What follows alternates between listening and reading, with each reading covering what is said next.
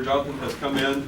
Jonathan is a painting major here at Tennessee Tech. He also worked up at the IQ. He's working on doing a lot of 3D stuff and really cool things. So Jonathan is going to help us with videoing. I have also with me, I have Dr. Nat. Dr. Nat and I have had about a 10-year history with each other working on various projects, and he's going to tell you about one specific one this morning. And then for our guest speaker, we have Brandon Smith, who is with the 911 here out of Putnam County, and know that you all are really going to enjoy what he has to say. So without further ado, actually one more thing.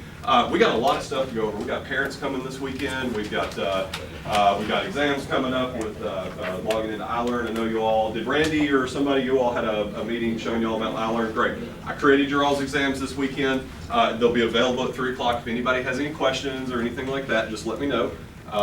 And we can talk more about that. So, do you all have a lot of questions about this weekend, the format and the itinerary, all that, or are we pretty comfortable with that? Where are we at? Communication is key, right? I'm not comfortable. Okay, me either. All right, so here's the thing. So, in reaction to that, so what I would like to do, I'd like to propose 20, 30-minute team meeting this afternoon, based on whenever you all want to do it. That could be right before dinner, or maybe we want to eat and get full and happy and everything, and we do it right after dinner. What would you all like to do? Quick show of hands after dinner? All right, a few of us, quick show of hands before dinner. All right, sounds like right after dinner. So we'll say 6:15. Is that when do y'all usually get done eating? About right around then. Give you 45 minutes. Let's meet back here at 6:15. Be a very, very positive meeting. We can answer questions. We can figure out what it is that we need to do. And then of course we've got a couple other things that we can talk about. Yes, Allie. Thank you, Dr. Nat. What's that? I don't know what time you said we were going, but we're going bowling tonight. Yes, we're going bowling tonight. That'll be right after that. So this will not be a very long meeting. It'll basically just coming together, make sure everybody's on the same page, asking questions. I'm going to ask you all some questions. So we'll make sure that everybody's good and comfortable after that, and then we'll get on the bus and we'll go to bowling world. All right, and then we'll also talk about the itinerary for the Parents' Day as well. So we'll get those taken care of. So I am really, really excited that it's second week. Thank you so much again for being awesome on the trip. And without further ado, Dr. Nat. Mike, you said a million years since you A million years. That is a really long time. I mean, time is supposed to fly when you're having fun. That's right. Looks like all of them are having fun except you. Oh, I'm having a blast. But he has to take care of a zillion things. Yes, indeed. But having a really good time. So we are really delighted that you're all here to attend the governor's school. Already second week. Hope you're all having a productive and fun time and learning a lot of things on the way, both in the classroom and also outside. So before I get underway, just like to make a couple of comments. One is, I'm trying to boil the ocean in the next 10 minutes. There's a lot of information that's going to come at you, but Mike is going to distribute the material with the PowerPoint slides. And the second thing is there will be no quiz, okay, so you can relax. There will be no quiz, but there will be something more important. Okay? So you do have to take notes, because I was told that you all have to do a business plan, right? And you're all into teams and you have to present your business plans. And increasingly these days, business continuity planning is part of the business plan. So make sure that you incorporate at least a basic business continuity plan. And I will outline the basics of how to do that in just a couple of minutes. Okay, so let's get started. Nagarajan, I'm usually called Dr. Nat around here, and I'm the Associate Dean and the Legal Professor, etc., etc. Okay. So let's start with risks in life. Okay. So let's look at these things. Seatbelt, right? All of you wearing seatbelt, right? When you're driving or when you're taking a ride. Spare tire. How many of you know that there is a spare tire in your vehicles? Okay. Do you know where exactly it is? Okay. Just only a few hands went up. Okay. Make sure you know where it is. Sometimes it might say that. Locks on the door, right? Smoke and fire alarms. So these things have become part of our daily life that we take them for granted. Right? And then you can think of other things like that, airbags, so on and so forth. But really, what do all these things have in common? What are these things for? What is the basic purpose they serve? Right? The basic purpose here is they are all backup. Because bad things happen. Bad things happen. And if bad things happen, how are you going to recover? Okay? How are you going to recover? Basically, it's idea plan B. So what we call business continuity planning is sometimes called continuity of operations planning or COOP. Sometimes they refer to it as contingency planning, right? And in more common parlance, we refer to it as plan B. So what's your plan B? Often think about that, right? Okay, so what is true for individuals, what we experience in daily lives, is also true for businesses. Right? Okay, businesses are affected by natural disasters, tornadoes, fire, snow and ice storms. We all know what we went through, right, in the month of February. Okay? Floods, right? Usually after snow, right, heavy snow. We also have flash flooding, at least in some parts of this state. Okay? Power outages, very common, right? Again, at least during summer months, hurricane season. Supply disruptions, and if any of you are keeping up with business news, about 2 or 3 months ago, we had a big strike on the West Coast, right? And because of that, supplies from the Pacific, trading partners were all affected, right? And that means many retailers could not get their goods on time, so on and so forth. Okay? Strikes, that's the example I just gave. Okay? But the thing is, these are facts of life, right? For individuals, for businesses, so life must go on. So businesses and organizations, including fancy tech and other PBR institutions, community colleges, for-profit, non-profit organizations, they all must continue to operate. They all must continue to operate. Life does not end. Life does not come to a standstill, though it might, for momentarily or temporarily. So let me get into the basics, right, of business continuity planning or contingency planning or continuity of operations plan. So where do you start? First thing is you need to identify what can go wrong. A lot of bad things can happen. So you need to come up with a list. And obviously you need to have a good idea of what your business is, what your operations are, so that you know where the failure points could be, right? And identify them and come up with some kind of a list. Second is, how often can it go wrong? Something could be a very rare event. Right? Sometimes we talk about what, once in 100-year floods, right? Once in 100-year snowstorm, that sort of thing. So how often? Is it frequent? Is it rare? All that. And for that you need some data. And so based on past data, you know how frequently something can go wrong. Then you need to have some idea of what the consequences are. Okay? What's the impact? What's the impact of that? Can you try to quantify it? Can you put some dollar value on the consequences? And sometimes it may not be dollar value. Okay? It could be something intangible. Maybe it's reputation. If it's reputational risk. For example, in 1989, there was a huge snowstorm. And Memphis was badly affected. And Memphis is the headquarters for what? FedEx, right? So all the flight operations were affected. And so for, at least for a few days, their promise of being absolutely there next day, right, by 10 a.m., they could not meet. So clearly their reputation took a hit, right? So it could be intangible. So you need to figure out what the consequences are. Whether dollar terms or intangible, reputational risks, so on and so forth. And just to get you to think about this, think of the example of driving versus flying. So which one you think accidents are more frequent? Driving. You all know that, right? And statistics shows that there is a 30% chance in somebody's life that they will be involved in some kind of an auto accident on the road. And it is even said that the world is divided into two types of people. People who have had auto accidents and people who will have auto accidents. Okay? So it looks like there is no escaping that. Okay? It's more frequent, right? Compared to flying. Now, flying has become a lot safer in the last several years. But what about the consequence? With all the seat belts and all that, right? Still people miraculously walk away, right? From auto accidents, right? On the road. But what about flying? Very, very, very few cases of survivors, right? If there is really a crash, a plane crash.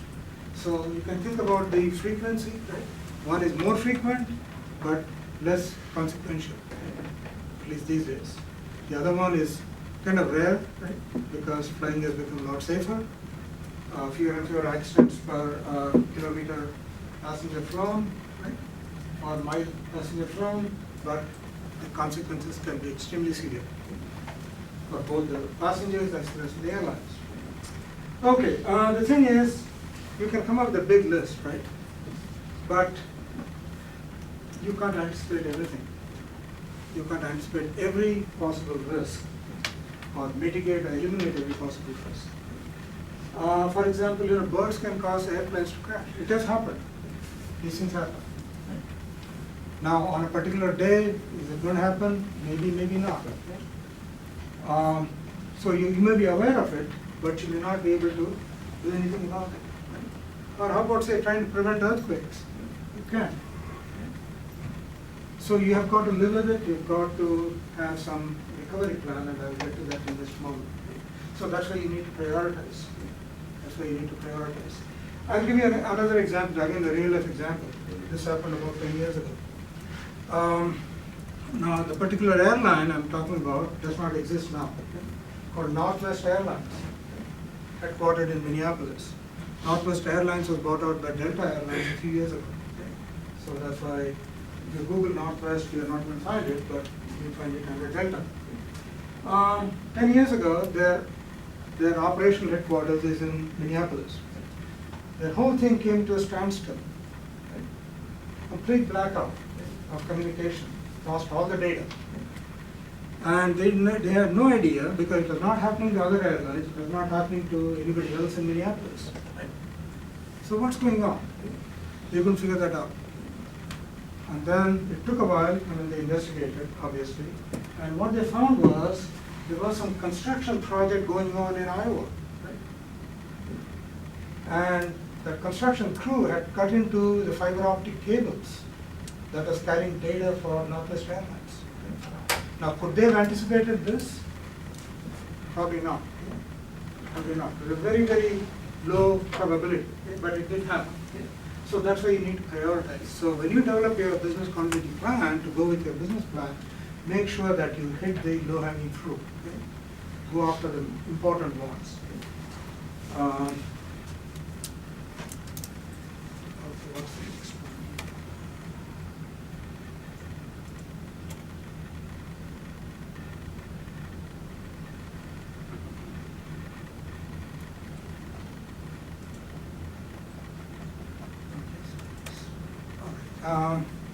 So preventive and recovery plans. So you need, and these days recovery plans are more important than preventive, because some cases you just can't prevent. You just can't prevent things, as I said. You can't prevent an earthquake from happening. You can move away from where earthquake is more prevalent or likely to happen. Don't look at your operations there or don't live there. But certain things just cannot be prevented. Now, your business continuity plan should also involve a communication plan. Because usually when there is something bad happens, well, generally there is chaos. There is chaos. So you need to have a communication structure in place. Whom to contact? You have the cell numbers at least, right? And who should be in charge? I mean, and again, to avoid confusion, to avoid, what should I say? Contradicting information, right? You need a communication structure, so one voice, right? So one place from where communication, reliable information can be obtained. And then you have to train people, because it's not good just to have a plan and then people don't know how to use it. Don't know how to use it. So you need to train employees, and they should know what the plan is and what they should do, what is their role. Then you have to execute the plan. So you have to implement the plan. There's no point in, again, just letting it sit on the shelf, or just reside, in your computers these days. And again, give you an example, Walmart makes sure that their plan is actually put in practice.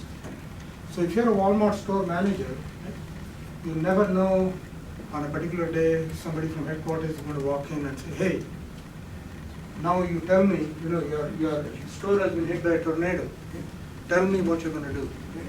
For the next 2 hours, we're going to go through a simulation. Okay? You're going to simulate and tell me how you're implementing your operations plan, okay? Or your business continuity plan. Okay? So that's the way, you have to work the plan. Just, if you don't maintain it, if you don't use the plan, then then it's useless, and then sometimes it can, lead to what? You may lose people, you may lose assets, right? You may lose money, information assets, equipment, so on and so forth. And again, I'll give you an example. This is again real life. Right? This happened in a bank in Thailand. Okay? And this is about 20 years ago when we didn't have all these very sophisticated security systems. So that bank had some kind of a, tellers, all the tellers had some kind of a foot pedal. Right? So if there's a hold up in the bank, all they do is they press the foot pedal and then it is wired to the local police station. Okay? So that is fairly basic, simple, but kind of a thing that worked. And of course, once you put in that system, for a while nothing happened. So some very clever folks in the bank, what they did was they rewired it. Or they added another wiring to the local Chinese restaurant, nearby. And why did they do it? So if they press the pedal, they don't want, they're lazy enough to, pick up the phone and call them and order food, right? So you press the pedal, then the Chinese restaurant, they will deliver food, right? So that is the plan, and it worked. So they're using it for a totally different purpose. And then one day, the real thing happened. So there was a hold up. So guess what happened? These were pressing the pedal, right? No cops showed up, okay? And then after 30 minutes, so they lost some money. On top of that, they also had to pay for the Chinese food they didn't want to order. So think about this. So you have to work the plan and make sure that the plan is implemented correctly. And learn from close calls. I'll just give you another example how I learned from a close call. So I was teaching a class about maybe around 2004 or 2003. Summer class like this, and then I was giving an exam, and I had a student who had to be on an insulin syringe, and his syringe broke. And then he came and told me, what should I do? And he said, I can get a syringe, I have to go to my apartment. First, I want to make sure that he's all right, and he's in a condition where he can actually go back to his apartment and get the syringe. So I told him, stop taking the test, and so on. But I learned something. That after that, I put in my syllabus. If you have a problem, if you have a medical condition, let your buddies know. So let the instructor know, so we can take appropriate action. So if there is help, I can reach out to you quickly. And sometimes, you may have to share the plan with these groups. Like FEMA, you know what that stands for, right? Federal Emergency Management Agency. FEMA is Tennessee, counterpart of that. There are first responders, right? Hospitals, utilities. Depending on the situation, depending on what the important risks are, you may have to do that. So the last slide. So planning, right? Fail to plan, then you're planning to fail, basically. Right? And plans are useless. General 20 Eisenhower. Right? Last week was about June 6th, and you know what June 6th is, right? The longest day, D-Day. Right? And he was the commander. He oversaw the whole operation for D-Day, right? So he knows a thing or two, right, about planning, and so on. So planning, the process is very important. The mindset, the culture. Because you can't just have one person responsible for all this. Right? It has to be kind of ingrained in everyone's mindset.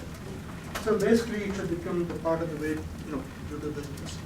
All right. So any questions? Any time for that? Yeah, questions for Dr. Nutt? All good? All right, let's give Dr. Nutt a round of applause. Thank you. And without further ado, we have Brandon Smith, who's going to expound on what Dr. Nutt talked about this morning. Really quick announcement, forgot to say it right before class. This afternoon for the 1:30 class, we are not going to be here. Again, we are not going to be here. We're going to be at my office in the iCube in the library. Again, not in here at 1:30. Come to the iCube where you all had trivia night. Go back there, and we're going to learn CPR back there. So, like I said earlier, this week is it's going to be a little bit more than last week. And this week, you know, we've had some recurring themes. One of them, of course, was branding. What was the other recurring theme that we had last week? Things happen, right? So how it's all about how we as leaders respond to those things, right? So we're here for business and IT leadership. We're really going to focus on the leadership aspect of it this week. We're also focusing quite a bit on the IT aspect. But anyhow, Brandon? All right. First thing first, good morning. Hope you're having a wonderful time here. I've been kind of keeping up with you guys on the Facebook group and watching some of the cool stuff that you are doing. These are just a couple of worksheets we're going to use in a few minutes. If you would, make sure everybody has at least one. We're going to go through this briefly just so that you get an example of risk assessments. Now, I will tell you, I'm going to go ahead and give you the preface to this, that Dr. Nat and I literally just met in the hallway. We have never met each other before, nor did we coordinate these presentations. But what you're going to figure out is that you're going to see a lot of recurring themes. You're going to see some of the exact same things that you just heard and saw from Dr. Nat that are going to play out throughout this presentation as well. And the point being to that the concepts, no matter how you employ them, the concepts are the same. So to tell you a little bit about myself, my name is Brandon Smith. I am a paramedic and a 911 dispatcher by trade. I'm one of the 2 assistant directors for Putnam County 911. I oversee the special services side of the house, which is, in my world, I call that the fun stuff. Public education, public information, media relations, social media, special event planning, which is something that you're going to see play into this today as well. I'm the manager for the county's Emergency Operations Center. And where that comes into play today is the ice storm that we talked about, that Dr. Nat just kind of hinted on. I was one of the folks that sat at the table and did a whole lot of brainstorming during that 2-week time span. That pretty much we lived the ice storm for 2 weeks. That's all that we did. The rest of the world just kind of stood still for us. So if you have questions about that as things go on, we'll talk about that again on Thursday. I believe it is that I'm with you most of the day on Thursday. As we go through some of the public information stuff, you'll really see a lot of the lessons and a lot of the things that came from the ice storm during that. I do pretty much the same job for EMS, which is Emergency Medical Services. A lot of people don't know the difference between EMA and EMS. You heard Dr. Nat talk about FEMA and TEMA. Well, each one of your counties has an EMA as well. So you just put the initial of your county's name in front of that, and it could be HEMA, PEMA, TEMA, FEMA, WEMA, ZEMA, EMA, whatever you want it to be. That's what it is. It's very simple, but the continuity of that is that your local county plan is written based off of the state plan, and it feeds the state plan so that each county is using the same concept of operations, the same concept of response as the state is using. The state uses the same concept as the National Response Framework, which is what FEMA uses to teach everything that they do and to be able to employ some of those safety planning things. So as we go through this, if you have any questions whatsoever, please don't hesitate to ask. I'll be more than happy to stop and answer any questions that you have. A couple of the things that you see on the screen in front of you, as we talk about continuity and as we talk about contingency planning, it is important for you to know that you don't have to be a pessimist. You don't have to think the world is going to go wrong at every given minute of the day to be somebody who prepares, and to be somebody who is a realist. There's very much a difference between the pessimist who thinks the world's going to end every single day when they wake up, and somebody who's a realist that wakes up and says, okay, it's going to be a good day. But if it's not, how am I going to adapt to that? And I think you've seen that already. You've seen a couple of presentations that maybe didn't line up just right. Maybe the media didn't work the way it was supposed to. Maybe you had a guest lecturer that because of a failed communication link somewhere, that person didn't show up, and maybe one of your folks stepped up, maybe Michael stepped up and took something on the fly. Does that make sense? Everybody kind of seen that? Yeah? Did he also type his password on the screen? Just saying. I saw the videos, the only reason that I know that. So think about those things as you move through your day. Yes, ma'am? I don't mind a bit to do that. Thank you. You're absolutely welcome. How's that? Much more gooder? Yes. All right. So, the one on the right, this is an elementary school fire. One of the things that you guys know for sure is that your schools plan for emergencies and disasters, don't they? That's the reason that you have to do the drop, cover, and hold, where you put your head between your knees and you cover your head, put it up against the wall in case debris comes flying through the hallway during a tornado, right? It's the reason you do fire evacuations, right? It's the reason you do lockdown exercises. But we're going to talk about those drills that you do in your school, and we're going to talk about the difference between a drill and an exercise. Because they're two totally different ball games, and they exercise two totally different things. So as we go through this, ask me if you have questions about any of the experiences that I've had with any of these incidents. This one right here, my family, I have grown up in a family that operated the Dairy Queens here in Cookeville and the one in Smithfield, which is a neighboring DeKalb County. Anybody from DeKalb County? Anybody from Putnam County? All right. Well, I get a phone call one morning that, hey, there's been a truck hit our building over here in Smithfield. Okay, well that happens from time to time.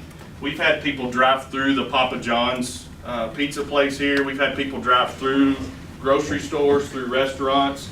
You guys remember a few years back, actually it was just a couple of years back, they had the guy out in California that drove down the boardwalk and just cleared out people. People do those things for a variety of reasons. They do them by accident. Maybe they do it because they're texting and driving. Maybe they do it because they're drunk driving. Maybe they are not cognitively able to tell the difference between the gas and the brake. We've had that happen. We had somebody pull up in front of Papa John's, got the pedals mixed up, rammed the gas, and went straight through the building. Luckily, nobody was in the path of that car, or it would have been extremely bad. So as we go through this, we're going to talk about real circumstances. When I hear a building or a truck hit our building, I'm thinking, okay, a truck hit your building. I didn't know that it was a drive-through truck that went all the way through the building and made a separate drive-through out of this Dairy Queen, because that's exactly what they did. I get over there and I go, holy, uh-oh, this is not going to be good. This is not something that would make it to your risk assessment, is it? This is not something you would look at and you would go, what all could go wrong in my business? Well, a truck could drive through it one morning at 6 a.m. Nobody thinks of that stuff, right? So as we go through, we're going to talk about the same things that Dr. Nat told you about, identifying your risk, prioritizing those risks. We're going to talk about exactly how you do that as we move forward. As you think about your business, and you think about the things that you are going to do as the operator of your business or of your organization. Maybe you're part of a government organization, it's not necessarily a business. What I can tell you is they function very much the same. It's just that in most cases, businesses manage their money better than the government, but I'm not bitter about that. So as you look at planning, what is your role in planning? What is your role as a leader inside your business or inside your organization? Think about what your role is going to be in response when something bad does happen. And you get that phone call and they say, it's bad, you need to get here. What's your role going to be in that response? Have you worked with your local emergency services to where that you know what your role is going to be? Do you know what kind of information they're going to need from you? Do they know how to call you at 3 o'clock in the morning if something's happened at your business? And very much the same thing for you. Do you know how to contact your employees at 3 o'clock in the morning? Those are kinds of things that you need to think about ahead of time, because when it's time to respond, when it's time to do the work, that's not the time to be trying to figure it out. One of the things Dr. Nat talked about was a spare tire. How many of you said you know where the spare tire on your car is? How many of you have actually removed the spare tire from its mounting bracket? I'm going to tell you, if you haven't done that, that's something you need to do when you get home. Because when you're sitting on the side of the interstate and cars are whizzing by at 70 miles per hour and it's raining and it's pitch black dark outside and you can't see anything, that is not the time you want to be trying to figure out how that lug wrench goes in and you loosen up the tire. That's not the time you want to be trying to figure out, wait a minute, there's a key to this thing? I didn't know this thing was locked. That's not the time to figure that out. Before it occurs is the time to figure that out. Yes, sir. I had that exact scenario happen. Did you? We had a tire go out. It was the left driver. It was driver's side left tire, and it was in a minivan. And so of course we never even thought about it. Well, it turns out that when we bought the minivan, the key to, because you had to stick the key in Right. and then turn it to release the tire, was not with the van. So we actually sat there because we were like, oh, it won't be a big deal. Well, it turns out it was a big deal because we had to sit there for like 2 hours on the side of the interstate while, you know, cars were passing by and it was getting dark. and wait for, we actually had to. Hand's not up either. You know what I do? I make sure I know if there's a key to the spare tire. I make sure I know if something goes wrong, how I'm gonna fix it, and I check it to make sure I have all the equipment to be able to do that. Another thing you gotta think about, do you know how to use the equipment that's in there? If you don't know how to use a lug wrench, what good's it gonna do if you got the spare tire off the car? Now you're gonna go, now what? Read this to me, right? You're gonna have somebody reading the instructions as you do it. Do you want us doing that in the back of an ambulance? Do you want us handing your mother or your father the instructions to some procedure we're gonna do and say, if you don't care, read these to me. Wait, go back to step number 2, I missed that. While you're laying in front of us needing help? No, absolutely you don't. So why would you do the same thing here? You are the expert in your realm. You own that, and you need to be that. And then recovery is another thing that a lot of people don't think about. This is where most of your businesses, if they fail to think about one piece, they fail to think about recovery. Do you think that Dairy Queen had a plan for how to rebuild the entire building in case a truck drove through it? No. But did they have concepts of what they were going to do? Sure. The concepts were there, and they adapted those concepts to that particular situation. So you have to have a plan for getting back open. And there's actually a program out there that's called Open for Business. If you ever sit down to write a business plan and you are incorporating a business continuity plan, I encourage you to get that packet. Open for Business. It's free. They will send you, it's like in a file folder, and it comes with everything you need to be able to do this. But I'm also going to show you concepts that you can adapt on the fly that you can use for yourself. So let's think about, and you guys have probably seen this in some way, shape, form, or fashion. If we assigned a numerical value to every letter in the alphabet, and we went through and we said, well, what's the definition of success? What's going to give us 100% the definition of success? You understand that hard work is going to equal about 98%. Knowledge, 96%. How many of you are hard workers? Pretty much everybody in this room, right? Otherwise you wouldn't be here. How many of you are knowledgeable and you seek out opportunities to get better at what you're doing? Every one of you. That's why you're here on your summer break, right? But if you think about it, neither one of those do you a bit of good without the attitude to go with it. Your attitude is 100% of your success. Whether it's in safety planning, whether it's in continuity, contingency planning, or if it's in day-to-day operations of your business. Your attitude is 100%. So how many of you saw this quote just a few minutes ago? He who fails to plan is planning to fail, Sir Winston Churchill. That is so true. And I can tell you by rolling up at an emergency or in the middle of a disaster, I can tell you who has thought that this might happen to them someday and who has never even let it cross their mind. They live in this fictitious land where nothing bad ever happens. And you guys know that we're not in that kind of world, right? We're not in the world where nothing bad ever happens and it's rainbows and fairy tales. That's just not how it happens.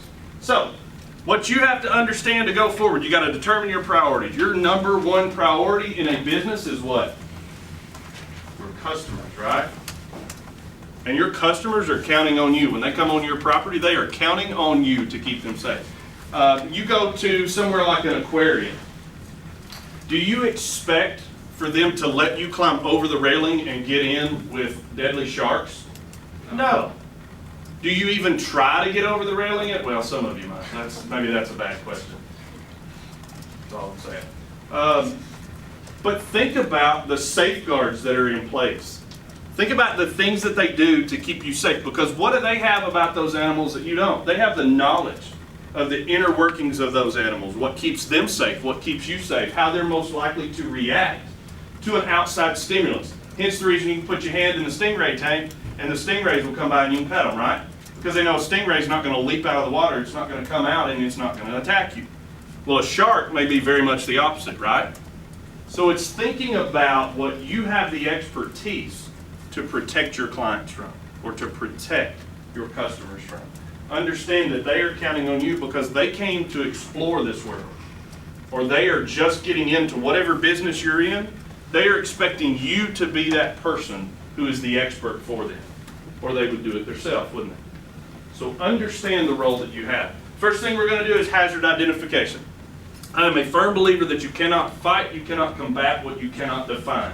How many of you learned more about ISIS in the last 6 months than you ever would have imagined you would ever know about ISIS, right? Why do we know that much about them? Because we're trying to define our enemy. We're trying to define what's going to hurt us so we can figure out how to combat that. You have to do the same thing in your business continuity planning. In your contingency planning, you cannot combat, you cannot prevent, and you cannot mitigate what you cannot define. So you have to be able to define those things. That's the first step we're going to go through. The second one is the planning process. One of the things you'll learn as we kind of go through this morning, I'm going to give you an exercise, and you will learn that a team of folks are going to come up with a totally different approach and a totally different plan than one person sitting down filling out a plan. Now, you guys know people, and it may be in your school where there's one person who writes your school safety plan, or one person who does all of the work behind the scenes, and that person's typically deemed as somebody who is just brilliant. They are so good at it, they can do it by themselves. The problem with that is that that person has one viewpoint on every single issue that they're attacking. Whereas with a team, what do you get? You get multiple viewpoints. You also get multiple experiences, because what we base everything on in our life is our past experience, don't we? We base it off of what's happened to us. When Dr. Knapp was standing up here talking, you were thinking about some of the things he was talking about, and you were thinking about the plane crash. If any of you have ever been impacted by a plane crash, that's going to be higher on your priority list than somebody else in the room, or one of us who's never been on an airplane, for instance. Does that make sense? So those are things that you've got to prioritize those and get those people in on the planning process so that you have a group of folks moving forward. You will figure out that this group you bring together for your planning process, you're going to need them on your worst day, because they're going to be thinking about stuff that you've never even thought about. You got to have the plan itself. A plan alone is useless. It has to be an effective plan, and you got to use it. You got to know how to use it, and you have to be able to use it on the fly. Holding exercises, which we're going to talk about in just a second, and then we'll go through some question and answer stuff. But pretty much those first 5 steps are exactly what you need to do to be successful in safety planning. So on that worksheet in front of you, that's called a risk assessment. Again, going back to the thought process, we cannot combat, we cannot prevent, we cannot mitigate the impacts of something we cannot define. Understanding the difference between prevention is what? Preventing it from ever happening in the first place, right? What is mitigation, though? No hurry, people are just dying whenever you get a chance, it'll be fine. Minimizing what the impact's going to be, right? So how bad is it going to be if it happens? You're minimizing that impact. But when you are preventing, you're keeping it from occurring in the first place. So the first thing we're going to do is we're going to identify our potential hazards, then we're going to prioritize them, just like Dr. Knapp told you. You're not going to be able to attack every single problem and prevent every single thing from happening. But that low-hanging fruit, as he called it, that's the stuff you got to go after. If it's dangling in your face and it is telling you this is going to happen, there's a good chance of this happening, you've got to have a plan for that. Determine the prevention or the mitigation steps, and then you have to incorporate those steps into your plan. Because if you know those steps, but you never incorporate them into your plan, you never do anything with them, you never take the steps to prevent or mitigate that, you absolutely wasted the time in identifying those issues. So you guys have this worksheet sitting in front of you. This is a risk assessment. I wanted to show you one that's completed. This is a risk assessment from an event that we have. It's kind of like the mud run. Any of you guys ever been in a mud run? Well, they have a Kids Muddy Mile, which is a smaller version of the mud run. Well, in this Kids Muddy Mile, we sat down and we did a risk assessment on that event. Every event that we have here in Putnam County that's a large open to the public event, we sit down and we do a risk assessment with the emergency services, the emergency managers, and the event coordinator. Well, as we go through, I section mine out into security, fire, medical, and natural disasters or natural events. So those are the categories that I use. Whatever categories you use, if it works for you and it gets everything, that's fine. But under security, one of the things we did was we put volunteers. Do you run your volunteers through a sex offender registry? Now, how many of you would have never thought of running volunteers that are working an event through a sex offender registry? Most of us never would have thought of that, right? But when you look at it, and you look that it is a Kids Muddy Mile, it is a prime target for what? Child sex offenders, isn't it? So wouldn't you be crazy not to run those people through a sex offender registry? Now that you think about it, it makes perfect sense. You go through and you look about a vehicle into a crowd, somebody who drives through the barricades and comes into your crowd. What we do is we take and we identify, we brainstorm all of those things we can think of that could ever go wrong. And in order to prioritize them, you give them a threat score, you give them a vulnerability score, you give them an impact score, and then you're going to add all those together. Okay, the sheet that you're going to see will tell you to multiply, but you're going to add them. And then we're going to brainstorm steps that we can do to mitigate those. Yes, ma'am? Are those going to be like out of 10? Pardon? Are those going to be like out of 10? Nope, I'm showing you right now. Oh, sorry. You're good though. Do you have a question too, sir? Okay. So as you look at that risk assessment, you're giving it a 1 through 4 score. Each one of those boxes on your worksheet, you're going to give it a 1 through 4 score. Don't get so tied into the definition. The definition is there as a guide for you. So the first column is the threat. How likely is it that this could happen to us? And the first one we're going to do, everybody write on your page, the first one that we will do is going to be a tornado. All right, so write tornado on the first blank, left-hand side, under the threat column. So what is the likelihood? What is the threat of a tornado here in Tennessee? What would you give it? 1 through 4. High? But I just have a question. Does tornado go under hazard or threat? Under hazard, Okay. on the left-hand side. But 3. 3, all right. Who else? Who else got a number? 2? So we're getting some varying numbers here, aren't we? Why are we getting varying numbers? Because we live in different places. Because you live in different places, so you have different what? Past experiences. You see how quickly that happened? How many of you would give it a 1? Raise your hand. How many of you would give it a 2? How many of you would give it a 3? Oh, how many of you would give it a 4? More 3s than anything. So let's put a 3 in that box. Does it mean we all have to agree? No. What if we have a discrepancy? What if there were as many 2s as there were 3s? Which one would you give it if you had that difference? 3 to be safe. Why?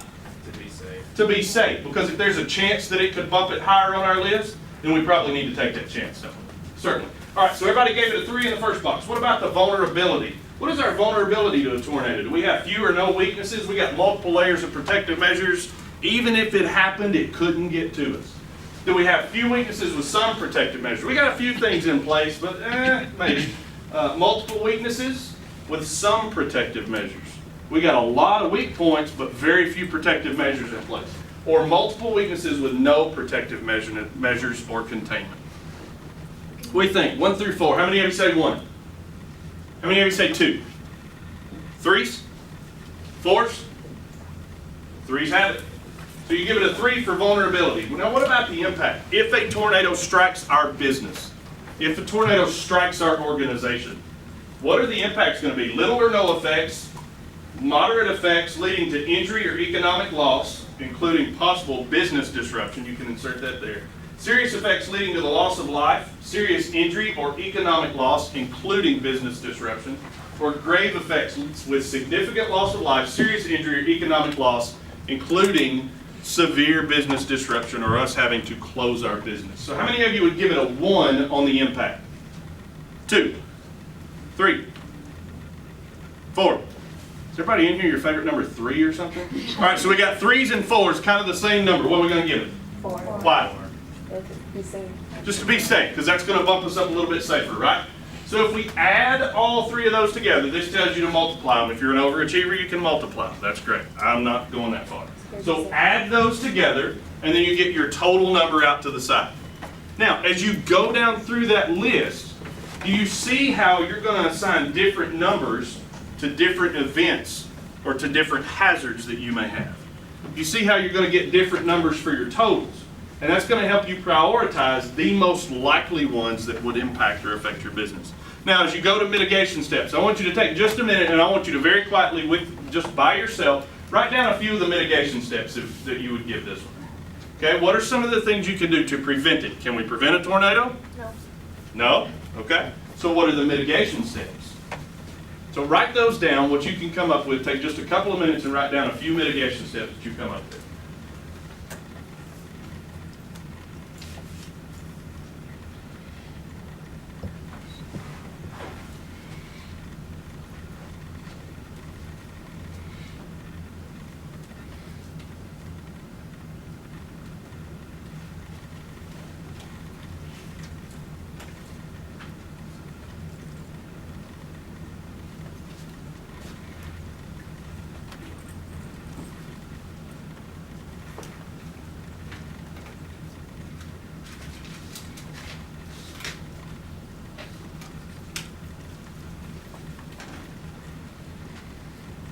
All right, so who's got a mitigation step? Yes, sir. Predicting the tornado. How are we gonna do that? Like watch the weather. All right, so watching the weather. How many of you know that we have a chance of storms this afternoon? How do you know that? From a weather app? Any of you been told that by somebody else who has a weather app? Yeah, any of you been told that by somebody here at the university today? Yeah, all right, so all things to think about. So advanced warning and notification would be a big deal, wouldn't it? Very good. Who else has one? Yes, ma'am. Advising businesses to get insurance, like tornado. Okay, so how's that gonna mitigate the impacts of a tornado? Because you could get enough insurance, they could rebuild your business. Yeah. How quickly are you gonna come back up to speed and get your doors back open if you have insurance that's gonna help you pay for it, rather than having to sell your house and then having enough money to do it? That's gonna be a big difference, isn't it? Very good. Who else has one? Yes, sir. Inform the public on how to respond to tornadoes or what to do. Wow, and do you think we do that, a good job of that as a government and as meteorologists and as the news media? Do we do a pretty good job of teaching people that? Yeah, what's the safest place in your house?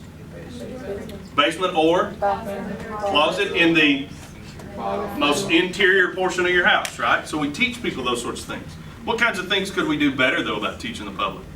I mean, sometimes I feel like it's like really late when you start talking about it when people think that there's going to be tornadoes, so maybe more often, like more consistently. Okay, so talking about it in times where it's not as likely Yeah. might help us, right? Okay, so that's a very good point. Anybody else have another mitigation step? Yes, ma'am. Have shelters or safe places, especially near public events. Absolutely. What about if you're having an event at your place? Is that going to be a game changer for a tornado for you? Yeah, because you're going to have a lot more people than you do space to put them, right? So we're going to talk about some of those things in just a few minutes. How many of you did not have something on your page that one of these people said that they just shared with you that you got a better idea because they shared something? Do you see why it's important that you have a team? That illustrated the point of why you should have a team.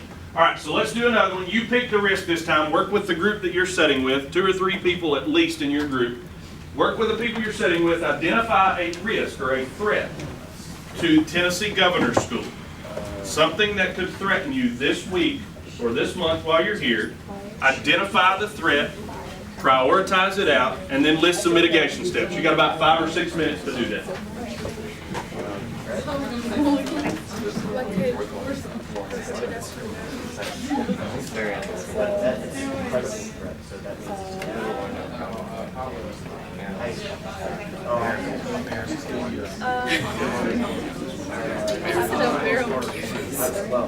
What is that going to make you stay inside?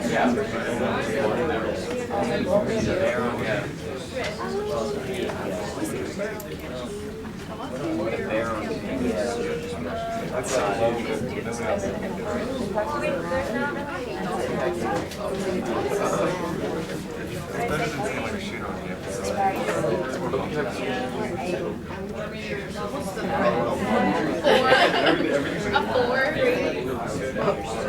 It would be like a 4. It wouldn't be that high. But we're just thinking, like, if it did happen, it would be a 4. The threat is a 1, the vulnerability and impact is yeah. How you gonna protect yourself? You gonna stay inside? Like the impact? I say 2. They could get something before everybody goes. They could get you. Stay inside. Lock doors. What are they gonna Carry on stick. Stay inside, lock doors. carry guns around? No, carry a stick. You know, like when people go walking, like everyone carries like a stick or dog. Very nice. The mitigation step would be try to get as many people signed up for drugs.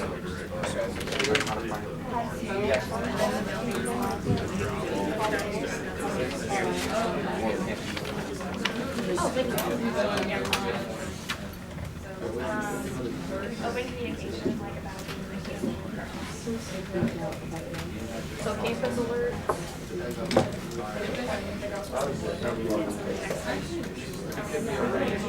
and I was like,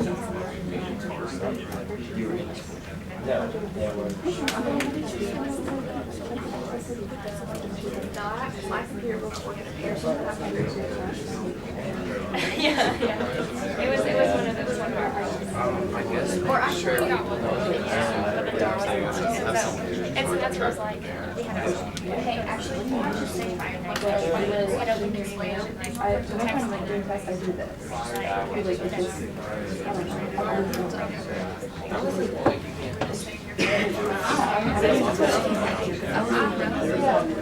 and she, like, after 10 years, I was doing this, and she was doing it. I made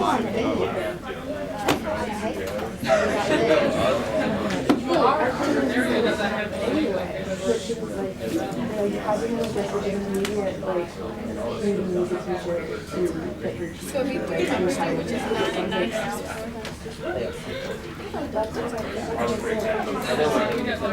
All right.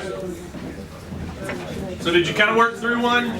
Come up with an idea? Who came up with a good threat or a good hazard that we have to us this week or this month? Oh, not like that good. We thought of It's not that good? Is it that impactful? the Could it be threat that is big of a a deal? 1, the vulnerability is a 2, and the impact is a 2. It's Okay. a bear on campus. A bear on campus. So why did it get a 1 on the threat? Because, It's not very likely to. yeah. You don't think so? Okay. I will tell you that 3 days ago, we had a bear on South Jefferson Avenue at Highway 111, which as the crow flies from here is about 3.5, 4 miles. Laying under a guardrail, got hit by a car. So, what would you change your threat to if you had an opportunity? Yeah. If I'd have told that same story about killing people, you all would have been like, that sucks. Tell something about an animal, you go, oh, that's so bad. So what would you change your threat knowing that story? Oh, that's a game changer, isn't it? And that's based off my past experience. So you gave it a 2 on vulnerability and a 2 on impact. What are your mitigation steps? Well, This scares me a little bit to even ask. We want to get as many people as possible signed up for campus alerts so that Oh. they know right away. How cool is that? That's a pretty good idea, right? That's a real good idea. Anything else you got? Stay inside. Stay inside? Lock doors. In air conditioning mainly. Is that what you're focusing on? It's a good plan. I like the way you work. All right. What'd you say? Lock the doors? Yeah. Call animal control. I figured you all were going to go out and say, we need to all go to Walmart and buy everybody here a shotgun or something like that. So I'm glad you went that route. Let's go with alerts. That's a good one. Did you guys come up with one? Fire. Fire. Okay. Fire in a building? Yeah. Okay. So what was your threat? 3, 3? What was your vulnerability? 2. Why? Because we have a lot of preventive measures. Have a set up. lot? Like, we've had 2 fire tests and Have you really? Yeah. Yeah, we did that on purpose. Yeah, that's it. Yeah, so your vulnerability is a 2, because there are a lot of protective mechanisms there, right? One of them's right there. Yeah, okay, so what about the impact? What would the impact be if you had a fire? 3. Why a 3? It could take down a whole building. Hmm? It could take down like a whole building. It could take down a whole building, but what are the sprinkler systems designed to do? To isolate it to about the size of a trash can and to extinguish it, right? When's the last time you know of a major sprinklered building burning to the ground? Just doesn't happen that often, does it? But if it did, it would be a big deal. So you have to weigh the protective measures that you have into the overall impact. You have to weigh that in and see what that would do. So what kind of mitigation steps did you come up with? Insurance is a big one. Testing of prevention, like testing the sprinkler systems. Absolutely. Things like that. Yeah, what good does it do you if you don't know if it works? What else? For especially like you're focusing on like our dorm building, because we did have to deal with that, and it's like have emergency contacts, like have places you can stay, have like a backup plan if something bad did happen. What do you think would have happened if your dorm had been rendered useless, that it was uninhabitable after a fire? Do you think they have a backup plan for where they could put you? You better believe they did. Oh, yeah. Absolutely. Anything else you came up with? No, just continue Don't to smoke in like- buildings. Yeah. Don't fall asleep. Don't play with gases and lighters and all kinds of stuff. All right, very good. Who else had one? Yes, sir. Ours was a intruder on campus. Oh, is that a big deal nowadays? Yeah. Yeah. What's the likelihood of something like that happening? You never know, do you? That was probably the hardest thing to come up with, wasn't it? Was the threat level. We put a 2 as our threat. Okay. Because, I mean, there are some protective measures already. All right. You don't vulnerability, we put 3, as, you know, if there is an intruder on campus, they could cause, Yeah, especially on the 3rd floor, where are we gonna go? Out that window? I'll take my chances more than likely, right? on the other hand, we put 4. Because we've seen that, right? How many of you would agree with a 4 on the impact of an intruder in the building? We call that an active aggressor. Same thing. Somebody who comes in the building, they're not necessarily shooting, but they come in the building and they're coming to do harm. So that active aggressor, we base that a 4 based off of what? Our past experiences. Columbine, Sandy Hook, Aurora at the mall, the Batman movie, right? There are all sorts of those things that we've seen happen across the country. Now, if you look at the impact of those across the country and how often they've happened, compared to how often they've happened in our own communities, I think you came up with a pretty good one for your threat. I think 2 is what I would have assigned that also. But your mitigation steps, what else you got? We put, obviously, the alert system on the campus. Okay. Here at Governor School, we are all walking in groups. They have, curfews at night, the doors automatically lock at certain times. We're very open about, something's going on, and we have little group chats. Great. It's easy to get the word out. And there's also the campus police, of course. Absolutely. And the campus police are backed up by the Cookeville police, or backed up by the sheriff's department, or backed up by the highway patrol. It gets bigger and bigger and bigger depending on the incident. So you have all those protective mechanisms. Very good. Got time for one more. Anybody else want to share one? Yep. Oh, she about jumped out of her seat. Y'all see that? Our group did fire, but I personally did the apocalypse, so. Apocalypse? All right. Oh, look, the rest of our group's like, I ain't gonna go. I don't know her. I don't know where she came. She just showed up. You're in the room. Intruder. All right. So what's your threat on the apocalypse? I got a 4. Why 4? It can happen anytime. You remember us talking about those people who wake up in the morning and they think, how could the world end today? I'm just saying. All right, so you gave it a 4. What about the vulnerability? I put a 4 for that too. Okay, no, you don't have to justify it to me. You ain't got to. I will tell you that our county emergency operations plan does not have apocalypse as one of the threats to it. But what about the impact? Does anybody want to guess what she put for the impact? A 5. Oh, what did you put for an impact? Did you put a 5? I put a 4. Oh, okay. So you gave it a 4. Now, what are the mitigation steps for an apocalypse? This could get good. Food, guns, and run. And Get canned food, guns, and run. What's a guns and run? Well, no, you get guns and then you run. Okay. You go live on a Why you gonna boat. run if you got guns? Because other people, you know what, have you seen World War Z? No. Dropping out of the sky, eating your guts out. Look, now she's on board with it. Look, now she's like, have you not seen? Uh-huh. A minute ago you rolled your eyes at her. Now you're like, she got a point. She knows. We actually had to do apocalypse. All right, so what else? Guns and run. Go live on a boat. Go live on a boat. Yes. That's my plan. What if That was very enlightening. If not to business continuity, that was very enlightening to your group. Nothing else. We now understand more about your group than we ever wanted to know. All right, so did you learn something from that? Do you understand that prioritizing those threats and looking at the things that could potentially happen means that you may not waste an hour and a half planning for an apocalypse when that's not the most likely event to happen? In their business, it's the most likely event that's ever going to happen to them, right? Pretty much for them, it's going to happen before the week's over. Do I understand that correctly? Maybe he's not right. I think so. We need some guns and run. That's what we need in here, some guns and run. All right, so when we think about the planning process, think about what your current planning process is in most businesses. Most businesses think about what's going to happen, but they adapt their home safety plans to their business, don't they? Are things very different in your home environment compared to your business environment? Yeah. Certainly they are. Are the stakes higher? Yeah. Could be, depends on what you define the stakes as.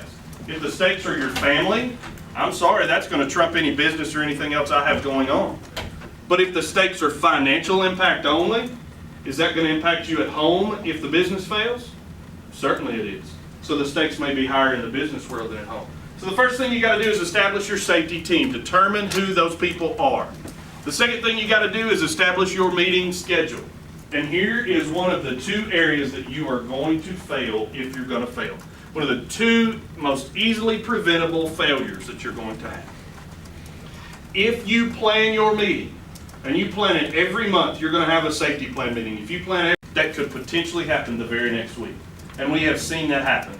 We have seen those things get pushed by the wayside time and time again. And the things that are never going to happen will always take the second side of the world to the things that are happening right now. If supply and demand is an issue for you right now, where's safety going to fall? Safety's going to go second, isn't it? It's going to fall underneath getting that supply that you need to meet the demand you have. Because if you don't meet that supply, guess what? You're out of business anyway. Safety plan is not going to matter. Don't ever let it fall second. Safety is your attitude. Safety is not just one component of your planning. Safety is your overall attitude. Whether that's workplace safety, whether it's safety from natural disasters, human disasters, like the active aggressor that we talked about and those sorts of things. But establish your meeting schedule and stick with it. Keep on that meeting schedule and always meet when you say you're going to. We tell people that if you have safety is such a big component of what you do, that you need to have a monthly meeting, have it on the same day at the same time of every month. So like the second Tuesday of every month, we have a school safety planning committee here in Putnam County. We encourage our schools at each individual school to do the same thing, the same day of every month, to have that meeting no matter what. Yes, ma'am? Does this, the actual, like, all this go into our business plan? Yes, it's going to, and we're going to talk about kind of where it fits in just a minute. We certainly are. So determine the scope of your plan. Does your plan, and this goes to this point as well, does your plan just focus on your business on one location? Do you have multiple locations? Or do you have vulnerabilities that you have some say-so about that aren't in 100% your complete control, but that would impact your business? For instance, if you have vendors that supply you, that maybe you have a say-so in some of the things that they do, but you don't really own their business, does that need to be part of your safety plan? Sure it does, because where are you going to get the things to recover from? Where are you going to get your safety, your protective mechanisms from? As football players would have on your helmets and your show pads, right? You got to have the same thing in your business. You got to have the protective equipment to do it right. Yes, ma'am. So if you didn't have a business like a brick and mortar store, instead you focused on like the internet, websites, apps, would the main concern be like hacking or something like Could that? be. Instead Absolutely, it could be. Instead of like safety procedures such as like a fire intruder, because those won't really be. You're absolutely right. But would the impact be the same to you? Could there be loss of life? Not as likely, right? But what would the impact to your business be? Financially, devastating, right? What about the threat to your customers and their personal information? Devastating, right? And we've seen that with a couple of hacks that have taken place across the country. So you're absolutely right. This doesn't have to be the things that are killing people, to your point. That's what you're getting at. This doesn't have to be the things that hurt or kill people. This can be a quality of life issue as well. And this risk assessment can adapt to so many things. We started a SAD club, which is Students Against Destructive Decisions, at a couple of our high schools this year. The very first step, we did a risk assessment to determine what are the things that threaten your life and your lifestyle. And then we ranked out and we figured out what we wanted to work on first based on that risk assessment. So it wasn't necessarily safety planning in the traditional sense of using that risk assessment. But does it fit? Sure, that can fit in so many areas of your life. Evaluate, plan through your exercises. Make sure you schedule updates. Make sure you have those yearly, those quarterly, those other meetings. This is the planning P. You can look that up later. It's not really a big deal, nothing that you guys will be too impressed with. But I will tell you this. Your perfectly written plan will be your most impressive failure in life if what? Not executed You don't and use it. tested. Yeah, it's going to be brilliant. It's going to be perfect. It's going to be so pretty and colorful and tabbed and divided and labeled. But if you don't use it when the time comes, you're way behind the 8 ball. So here's an incident action plan.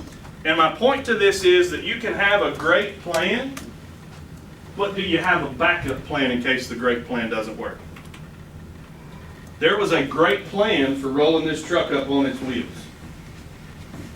Unfortunately, part of the plan went wrong. So do you have a backup plan to your main plan? See where this is going yet? Backwards. See what they did there, a little play on words, got a back up. That's an extremely heavy truck, exactly heavy enough to flip that rollback wrecker or flip that gigantic wrecker on its side. Now, do you think the guy who's driving that wrecker is going to be very happy? No, because what should have happened at some point? Somebody should have set the brakes on that big rig before they uprighted it. You show this video to a bunch of wrecker drivers, a bunch of recovery operators, they go, always set the brakes first. Somebody was supposed to have set the brakes, but they didn't. Have you ever seen that go wrong in safety planning? Somebody missed part of the plan, somebody forgot. It was like you had one job, prevent the zombies from getting into the water. And you failed us, right? But have you seen that kind of stuff happen? Sure you have. So make sure you got a backup plan. If plan A doesn't work, make sure you got a backup plan ready to roll. This is an incident command structure, incident command chart, and pretty much it's just an organizational chart. In these org charts, we look at the role of each person as it goes along. This is the same basic template we used for our org chart for the ice storm. We had an incident commander. Our incident commander was one person who had a unified command team that was helping him make decisions. We had a public information officer that reported to the incident command element. We had safety officers that reported. We had liaison officers that were people that just communicated with other organizations on behalf of the command team. Then we had an operations group, a planning group, a logistics group. Now what I want you to understand about this is it doesn't have to be operation, planning, logistics, finance and administration. It can be whatever goals and objectives you've identified. So your incident command group identifies the overall goal, okay? And this could be in part of your business plan. This could be more like a timeline than an organizational chart of who's in charge of what. But you set your main goals for the organization. I promise you that Michael and their team have set a group of goals for Governor's School for you guys to achieve. At the end of Governor's School, this, and this will happen. Underneath each one of those goals, there become individual objectives that have to be performed or that have to be met so that the overall goal is met. Making sense so far? Now, under each objective, under those come your tasks. So every individual task that has to happen so that the objective is met. Once the objective is met, it feeds our overall goal. So that can be just an organizational chart in hierarchy, who's in charge of what. It can be a chart more like a timeline. The most important piece, if you are the one organizing this, your goals, your morals, your ethics, everything that this is based off of has to come from you. So it goes back to like when you guys were talking about branding. You were talking about how important it is that you put out there your morals and your ethics, what's important to you, and that shows in your business. It has to show to the rest of your team too. Because if it doesn't show to the rest of your team, it's not going to show for your business. These are the people who are out there talking about your stuff, talking about your business. These are your brand. These people are your brand. So when you talk about safety planning, you have to set those goals and those objectives up front and let your team carry them out. All right, so when we talk about a continuity plan, there are a few things that you can look at. Sorry, just trying to get through the meat and taters here. All right, so conducting exercises. There's a difference between an exercise and a drill. A drill is, hey, we're going to do a fire drill. What does a fire drill mean? So it's going to sound a fire alarm. What are we going to do? We're going to stand up, we're going to leave the room, leave our belongings, we're going to walk in a straight line quickly and quietly to our rally point, right? Our rendezvous point, to our outside safety point. Then we're going to take attendance, we're going to make sure everybody's there, we're going to report any discrepancies in our attendance. What did a fire drill basically accomplish for us? That we can walk in a straight line when we're told to, right? However, if I did a fire exercise, a fire-based exercise, and I went out and I pulled the fire alarm, and you got halfway down the hall and I said, hey, I'm sorry, the fire's here, you got to find another way out.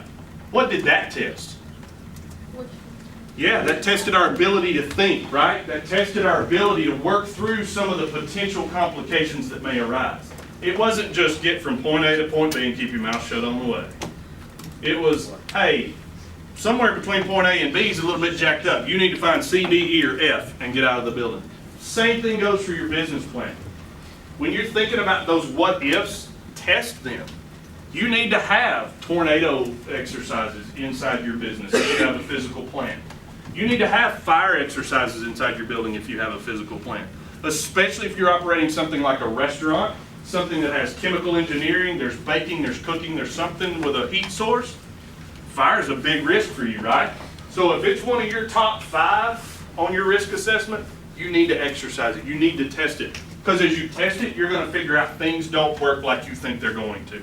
And you're going to identify new ways to prevent, to mitigate, and work through those. Your goal has to be determined. You got to define what your goal is. What am I trying to test? Okay? Find my weaknesses and use those weaknesses to write my scenario based off of. For instance, one of our schools said, we have a weak point that we know our gym doors are always unlocked because we don't have air conditioning in the gym. So we know the gym doors are always unlocked. Somebody could potentially get in there. Guess what we tested? We sent somebody in the gym doors to see how far they could get through the school before somebody found them. Find your weaknesses and test those weaknesses. Add injects in there. Get halfway through the scenario and then throw a stick in the spoke and see what happens. Now we have one guy who likes to sit on our safety planning stuff, that he likes to throw the apocalypse injects in there. He throws the stuff that people are like, really? There's no way we could have possibly won that situation. Maybe there is no way you could win it. But did you learn something from it? Did we learn something from the apocalypse scenario? Certainly we did. We learned that they're pessimists. Very good. And then perform your after action. That's the most important thing you're going to do. After the exercise is over with, sit down and talk about it. What went well? What didn't go well? What parts of the plan didn't work? And some of those are going to be things that people in your group have tried to tell you a half dozen times, this will never work. And you're like, yeah, it will. It'll work. It'll work. It'll work. When you exercise it, they're going to come to you and they're going to go, well, this part didn't work. Or they're going to say, I told you so. And you're going to have to find a new way to work through it. You're going to have to set your pride aside and understand what your overall goals and objectives are to meet that. The forgotten step is recovery. The thing that most businesses fail to plan for is recovery, because they all seem to have the thought process, or typically people have the thought process, it will never happen to me, right? We all like to think that way, but we know better. We know that it can happen to us, it can happen close to us, and it can impact us. So the first thing you got to do is assess the damage. Not just the physical damage, what damage has been done to my business. Don't forget your supply chains, your up chains. Those places that are sending you resources, those places that store your data, those places that give you equipment. Are they impacted by this? That could be a big deal, right? One of the, Dr. Knapp was talking about the fiber optic cables being cut. Anything that's a technological failure needs to be one of your top 5 anymore, because you're using technology and you're putting valuable information. We rely on it very heavily. You've got to have a plan B in case that technology fails. Determine what the impact's going to be. Determine the impact of what has just happened to you, and what's it going to do to my overall business plan? What's it going to do to my end goal and what I have in mind? What services are affected? What core services are needed to get me back up to where my doors are open, and then I can work on all the extra fun stuff, the nice stuff for people to have. But what do I have to do just to get the doors open and provide my core services, my root services that I provide? And then do your after-action reports when it's over with. This ice storm that just hit us, so many after-action reports and meetings and things going on. We're actually writing a white paper for the state of Tennessee on our response during the ice storm, because of some of the things that worked for us, some of the things that didn't work that we adjusted on the fly. So if you don't sit down and look at that after the fact and go, how did that go? Now, if it happened again tomorrow, what could we do differently? What can we be better prepared for? Stock up on food. And then think about special events. You were talking about special events a minute ago. We were talking about things happening. If you had a fire, if you had an explosion in your physical plant during a special event where you had all these wonderful people invited, all these fancy highfalutin folks, is that going to be a game changer? Certainly it is. Yeah. Is that going to change the face of your business? You better believe it will if your business is ever associated with something like that. So if you fail to plan for those special events, they may need their own individual safety plan. If you fail to plan for that, and you fail to think about the safety side of that, guess who's liable? Guess who stands to lose the most? You do, don't you? Now, you got a couple of ways that you can incorporate safety into your written business plan. You can do a separate safety plan. You can do that. You can do a separate business continuity plan. You can have a continuity section. It can be tabbed, it can be color coded. You can do all that stuff you want to do. If you're one of those kind of folks that you work better that way, I do. The way I would incorporate this is I would have a section of my business plan that is continuity plan. It would be a section of the overall plan. Now the section's going to have a couple of important things. It's going to have a preface. which the preface is basically going to be like a flip chart. How many of you have flip charts in your schools? If a tornado occurs, step 1, 2, 3, and goes right down the list. So you need to have that quick reference piece as part of your plan, okay? To tell you, if this event occurs, what am I going to do in a hurry? The second thing you got to have is a basic emergency plan, or a BEOP, Emergency Operations Plan. The basic EOP is going to give you the guidance of why you do things the way you do it and how you do it. The next thing you're going to have are functional annexes. Functional annexes are functions that you perform. So, for instance, evacuation in a fire. There's one functional exercise in your school's emergency operations plan that says fire evacuation. There's another one that says drop, cover, and hold. There's another one that says reverse evacuation. There's another one that says lockdown.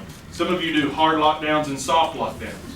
It's good. There's going to be a separate page for each one of those. You understand what a functional annex does? It's a function that you're going to have to do in an emergency. One of those functions is going to be continuity communications. Okay? It's the continuity of your communications. And what's going to happen if my communications are taken out? What's my backup plan? Do I now know where my employees live if the cell network's down? Where am I going to get my employees from? Because my employees are at their homes. Their homes are destroyed. What am I going to be able to do for them? And how am I going to continue my operations when they don't even have a home to go home to? All those sorts of things are going to be thought through in that. And then you're going to have hazard-specific annexes. That's the fourth piece. Your hazard annex is each one of these hazards that we just identified in those mitigation steps. You can pretty much take the risk assessment that you did, put it in your plan, and that's your hazard-specific annexes. What each hazard was and what we're going to do in our day-to-day operations to mitigate or prevent that. Make sense? What questions do you have? Any questions? Yes, sir. Yeah, just going back to earlier, what would you do if somebody drives a vehicle through, like in the kids' money run or whatever? Like, what is that? What's the plan for that? Well, the plan is to prevent it from happening in the first place. So what we do is we take and we have hard barricades. You can have soft barricades, which are like cones across the road, caution tape, the sawhorse yellow barricades that you've probably seen around campus so far. Those are soft barricades. Those are things people can drive through. What we do is we place hard barricades so that nobody can drive through that. If they do drive through it, they have to go around it, and it has to be pretty obvious that they're coming around it and going into the crowd. So our goal when we look at something like that is prevention. How are we going to prevent that from happening? If we can't prevent it from happening and somebody gets past the barricade, how do we prevent it from having a higher impact? So one of the ways we might do is have kids in the middle of the road for as minimal amount of time as possible. Maybe they just cross the road instead of the road being the gathering point where everybody gets together. Maybe they gather over in the field that's harder to get to, and they only cross the road so that they're a smaller length of time. Does that make sense? Yep. And then if it does hit the crowd, do we have a plan for bringing in all those outside resources we're going to need, all those ambulances, what hospitals are we going to go to? And that stuff's done at the state level and at the regional level. Very good question. Yes, sir. In the ice storm, so I'm part of the Civil Air Patrol, so Okay. I sent a lot of people out there to help. What other organizations? I know, of course. Oh my gosh. Those are Tennessee VOAB, we had all of our local emergency services, National Guard, Civil Air Patrol, all of our state emergency services were involved. Tennessee VOAB, we had Samaritan's Purse, we had, oh my goodness, we had, which is the Franklin Graham Association, we had the Billy Graham Foundation here. We had about probably 10 other groups that were involved in the volunteer aspect of it. One of those groups was the Tennessee Tech IFC and Panhellenic, which is the fraternity group, and Panhellenic is the sorority group on campus. They had several hundred volunteers that went up there one week end and worked on a Sunday and helped clean up some things, helped plant some trees that were blown away. It is amazing how many different pieces of that event you have to organize on the fly. And we'll talk more about some of that on Thursday too. We'll try to share some insights on the ice storm. Does that answer your question, Blaze? Anybody else? Questions? Yes, ma'am? I know that in the ice storm, like my school obviously we couldn't go to school for like around a week because the roads were closed. And we would have had to go into the summer except for the fact that they declared it a state of emergency. Right. Are you the people who like handle whether or not things can be classified as state? No, we ask for that declaration from the state. The state gets it from the federal government. So you can declare local states of emergency. You can declare county, you can declare state, you can declare federal. That was actually a federal declaration, is where that went. So that was state and federal people that do that. Anybody else? Questions? If you have other questions, you'll see me again this afternoon when we do CPR. You'll see me again Thursday. And I'll just kind of be hanging around. So if you have questions, please don't hesitate to come and ask. If I don't know the answer, I'll either make something up or lie to you. You won't know the difference. That's why you're asking the question, right? Fair enough? All right, guys, what's next? All right, so again, we're going to go